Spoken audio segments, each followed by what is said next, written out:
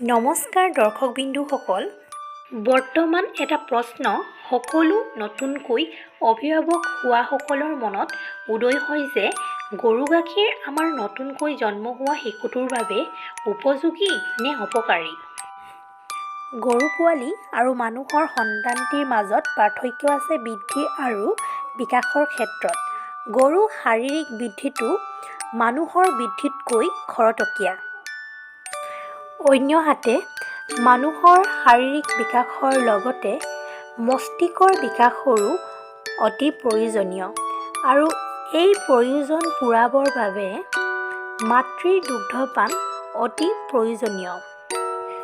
গাখীৰত কি কি দ্ৰব্য থাকে? প্ৰ'টিন, কাৰ্বহাইড্ৰেট, খনিজ দ্ৰব্য, vitamin C, D, energy, fats and lipids, iron, phosphorus, calcium ইত্যাদি। মগজুৰ বিকাশৰ বাবে মানৱ গাখীৰত অত্যাধিক প্ৰয়োজনীয় দ্ৰব্যবোৰ থাকে গৰু গাখীৰ কম্পেয়াৰতকৈ। মানুহ আৰু গাই গৰু গাখীৰত পানীৰ পৰিমাণ সমান থাকে যদিও অন্য দ্ৰব্যবোৰ মাজত বহু পাৰ্থক্য আছে।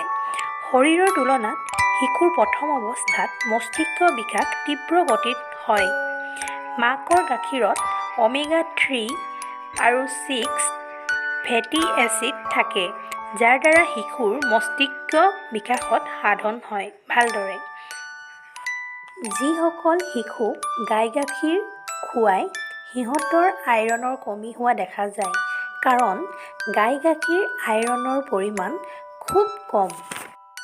আইৰণৰ পৰিমাণ কম হোৱাৰ বাবে বহু শিশুৱে ৰক্তহীনতাত ভোগে।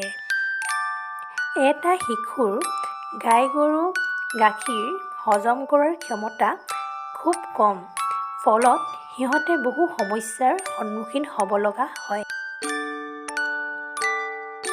সমস্যাবোৰ হৈছে হজম কৰাত অসুবিধা হয়, কনষ্টিপেশ্যন হয়, কিডনীত সমস্যা হয়, ডায়েবেটিছ হোৱাৰো সম্ভাৱনা থাকে। গতিকে এটি শিশুক গাই গৰুৰ গাখীৰৰ পৰিৱৰ্তে মাতৃৰ দুগ্ধপান কৰাটো অতি প্ৰয়োজনীয়।